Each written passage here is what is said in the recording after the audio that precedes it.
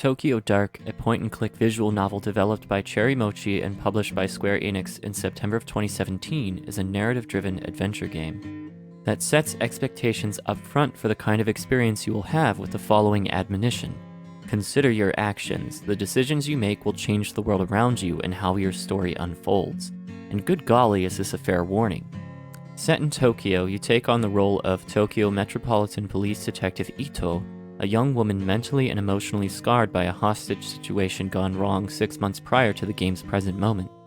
You are tasked with the mission of uncovering evidence that could lead to the potential whereabouts of Detective Tanaka, your partner who was recently reported missing.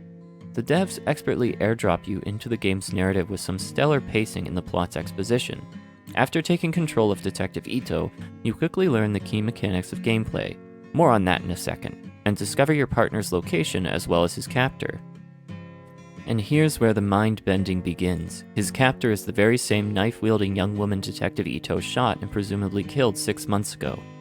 After this climactic opening, the devs take you 6 months into the past to provide some necessary context, and I just want to take a moment to rejoice at the pacing of this game. The writers do an amazing job setting you up to really get invested in the story and the characters. Mechanics-wise, this game has a few noteworthy key features. First and foremost is the spin system. The letters of this acronym stand for Sanity, Professionalism, Investigation, and Neurosis, and the spin system is how the game tracks every decision you make by adducting and deducting points from these attributes as they are impacted by how you choose to play the game. Is this system implemented perfectly? I would say no. There are scripted moments in the game where you literally have no other choices, yet your attributes are affected.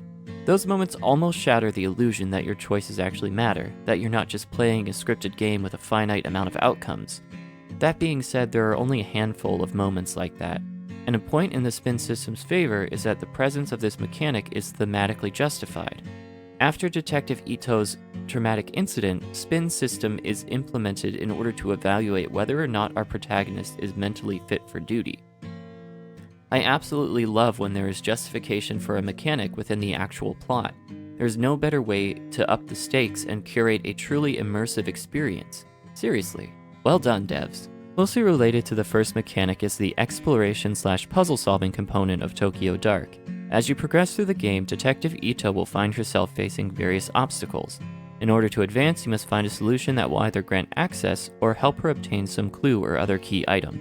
Generally speaking, there is an easy solution, but take it from me, the most obvious option is seldom the best one. Just look at my professionalism score. Contrary to what American police officers might believe, whipping out your gun at the drop of a pin isn't always a good idea. Turns out, it's usually a very, very bad one, actually. Want my advice? Take a closer look around before you take aim at the broadside of a bad idea.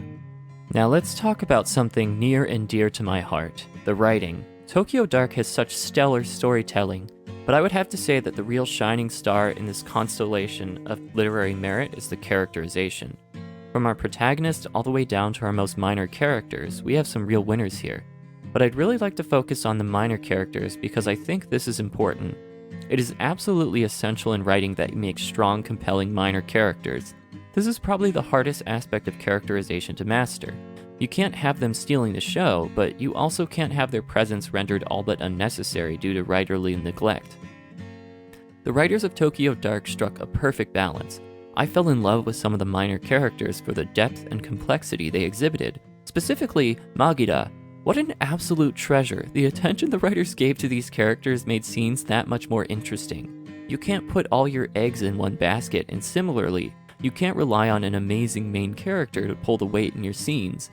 Clearly the writers understood this, and what a difference it made.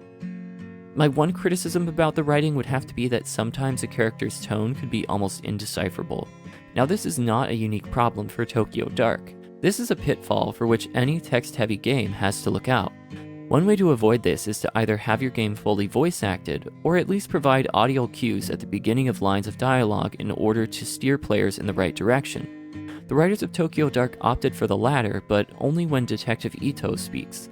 While her lines of dialogue are arguably the most important, I found myself missing moments of sarcasm from other characters because I had no additional cues to aid me in my quest for subtextual meaning.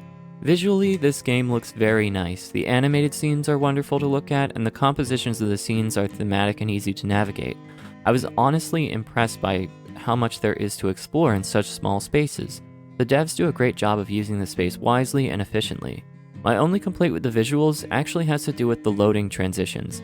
These often were a bit janky. Sometimes I'd see Detective Ito first appear for a split second on a roof and then magically teleport to her starting mark a blink of an eye later. Again, I'm certainly not a developer and have no idea what kind of challenges are involved in getting this right, but this issue definitely made the game's overall presentation suffer. Currently, Tokyo Dark is $17.99 US on Steam, and I think it's absolutely worth the price for the quality of the experience that you get, especially considering the immense replay value you get with the multiple endings and side quests you can unlock. And I'm definitely giving this one another go from the beginning, and hopefully I can be a little less trigger happy.